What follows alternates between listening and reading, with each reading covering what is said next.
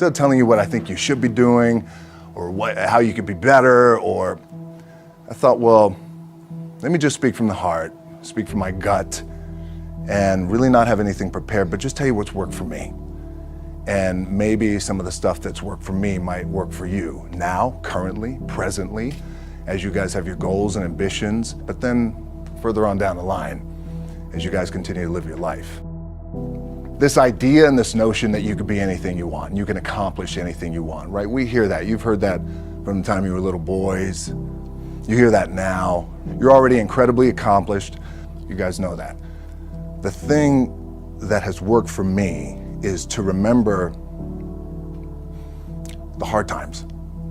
So, and I'm sure you guys all have your processes, and again, I'm gonna tell you what's worked for me.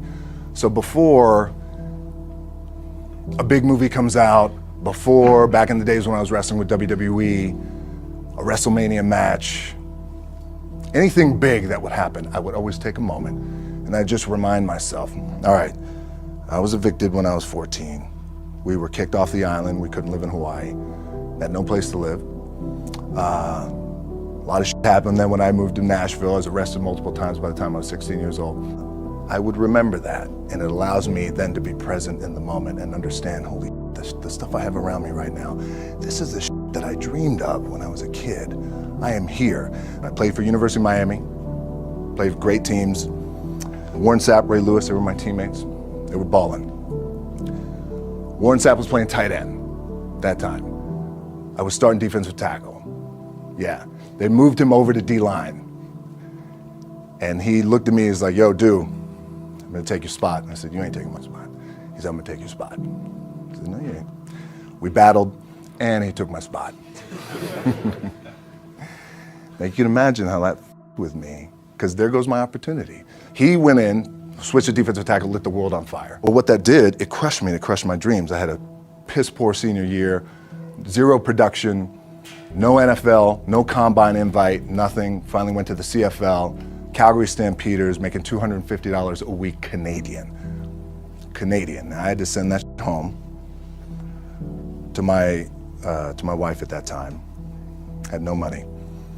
So I remember that. When I got cut from Canada, my dad in his pickup truck came down 4 o'clock in the morning, picked me up in Miami from Tampa. We lived in a little apartment in Tampa. He drove down in his little pickup truck to Miami to get me when I was cut from the CFL. And I thought, well, I leave home like you guys left home. I'm ready to tackle the world, to get after it, achieve my dreams and goals. Crushed by 22, 23 years old. Now I gotta move back in with my mom and dad. I played on great teams though. Wait a second, this is not supposed to be my future.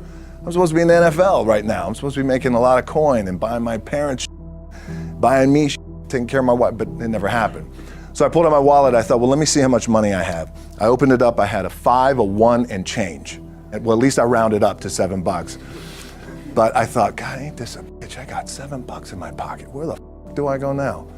What do I do? I can't go back to CFL. The point comes where you hear that voice, the big run's over. Like, you're done, right? So I heard that voice. So as Coach was saying, man, I hold on to that. I'm telling you, I keep my back is up against this mother. We laugh, we joke, we have a good time, but my back is still up against this mother. I do not forget it. What this also helps me do, and again, it works for me, is at some point, you gotta be tired of not being number one. You have to be, and you gotta play angry, and I play angry. Now, I'm cool and calm with my approach, and when I step out on my field, which is a set, or, you know, like, there's some, and you're always gonna have haters, and haters are like, well, God damn, man, how many movies are you gonna make, or how much shit are you gonna do? Like, you do a lot of shit. I say, yes, it's my ambition. Of course, why not? I could do it, yeah. I love what I do. And not only that, but in what world do we not work every day? My back is up against this thing, you know, and I started to play angry, by the way, and I still play angry. My last match, Brock Lesnar, transitioned, and I realized if I had to be great at something, I wanted to be great in this world of Hollywood and movie making and producing and entertainment, I had to commit, and like you guys have to commit. Obviously, you commit to something, commit to the goal. So I quietly retired 2 years later, I thought, what did I do with my career? Because my movies were not doing well. I was written off. It was around 2006, 2007. I was like, I pulled a Jim Brown. I left when I was on top, like number one in the wrestling business, and I left. It was a ballsy, gutsy, some call it stupid move, but I had to commit and I had to follow what was in my gut. What helps me is to keep the hard times in the front of my mind, because it allows me to go into these big moments that I've worked my ass off, and you guys have worked your ass off. It allows me to go into these big moments with a different perspective. What it also does for me, and again, this is what works for me. Like, my back is up against this mother. Every day, it's against this wall. But it's up against this mother, because it's what I believe in. And when my back is against this mother, then there's nowhere to go. But that way. That's it. Doesn't mean you don't smile. Doesn't mean you don't laugh and joke, right? You're happy. I'm a happy guy. But when it comes to business and when it comes to executing, it's up against this. And I got to go that way. And I don't give a fuck who is in front of me. They're not going to stop me. The key for me was, where does it start? What's the anchor? What's the anchor? So I could have all these ambitions, and you guys have all these ambitions, which is great. It's important. I'll play this role, you'll play that role. I'll execute this thing, and it'll come out this summer. You guys will execute this thing during the summer, right, when it's time to really put in a lot more work. But the key with me is just always finding what the anchor is. And the anchor is getting up at 4 o'clock in the morning every day before anybody else, and grounding my thought process is in the no one will outwork me. No one. I love and I respect you guys. Motherfucker won't outwork me. All starts with this. 2 hands, putting it to work. My last match in WWE, I'll share this with you guys too, is that, again, because there's a little bit of takeaway here from all this, is I wrestled John Cena, and I went in, I think it was 2013, I went in WWE champion, and we went in MetLife Stadium. We had a record-breaking attendance, which was amazing that night. We accomplished our goal. So I wrestled with John Cena. We had 45 minutes planned for the match. It's nonstop go, right? So your conditioning is tested.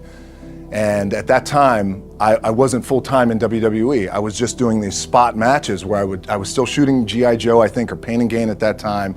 It was Fast and Furious 6 in London.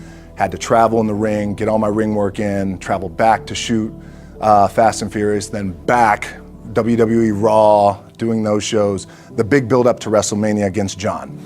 We get to MetLife Stadium. It's a big night. This is it. It's game night, right? It's championship night for me. 45-minute match planned out. There's no cut. There's no, all right, well, let's pick it back up tomorrow. You know, it's go time. It's just like you guys in a game. At the 15-minute mark, bang! I feel something pop. I'm like, boom, what the I'm laying there, and both of us are out. I said, oh, fuck, something's going on. And I stick my hand, that was 85,000 people, right? And we're just laid out like this. I kind of roll over, I stick my hand down in my trunk just to see, I want to make sure that there was no bone sticking out. So if there's no bone sticking out, what the f? Something just happened. Referee comes over and he's like, Rock, you all right? And I'm like, yeah, I think I'm all right. I said, I get up, I go to step, and I can't step. I can't do this. I have to use my leg like momentum. I gotta do that. So now in that moment, and you guys are gonna have these moments, you probably already had them already, where you're in the game and you're in the thick of things, and you gotta make a decision. What I gotta do? I'm gonna stay in the game, committed to the team, I committed to my team, the entire roster, right? So I could tell the ref says, are you okay? And I have one moment. In this moment, it was a defining moment. I could either tell him, no, I'm done. He'd give the signal, match is over. Or, let's keep going. We have this decision. And I said, no, let's keep going. I said, how much time is left? He's like, 32 minutes. I'm like, okay. Rest of the whole match, couldn't move. doing everything like this. I'm getting scared because I'm thinking, man, well, what happens if I pinch something or something like, I don't know, your mind starts fucking with you in the moment. There's 85,000 people, your adrenaline's rushing. Thinking, man, what happens if I'm gonna lose my leg or some shit like this, if I've just done something to my artery? Final move of the match is his big finishing move. And I remember I'm getting up and I'm turning like this because I have to fall into him. He's gonna hit me with his big finisher. I remember turning into John and he says, and I remember thinking to myself, God, please don't let this be too bad. Just take care of me. Take care of me. Bang! I feel boom! Now I don't know what the just happened. Now luckily the match is over. He pins me, 1, 2, 3. Comes in the back, I get to the back, I can't move. Now I'm getting a little nervous. Get on a jet, rushed home to my doctor's down in Florida, and get an MRI, find out that I have completely torn my adductor, the top of my adductor and my top of my quad off my pelvis. What I was proud of was to walk out on my own, but not only that, but in this moment where the odds are against you, people are watching, your team's depending on you, you either say, I'm done, or this whatever the is going on, it's temporary, and it may fuck me up at some point down the road, but I'm not gonna let this opportunity go by without giving it my all. As you guys know, there's nothing you can't accomplish. You're gonna go on, you're gonna become world champions. The key for me, what I think one of the keys is, remember where you came from, keep that in the front of your mind, and when shit goes bad and it goes sideways, a lot of shit does, you're getting booed out of the building, or you're coming through this injury, or people are writing you off, oh, you guys ain't make it, any of that, you gotta keep it in here. And it really has to, it should drive you, it should. It works for me, it should drive you. You got all the talent in the world, it's all here. Really the two things I wanna say are, you gotta be the hardest workers in the room, and don't f the opportunity up.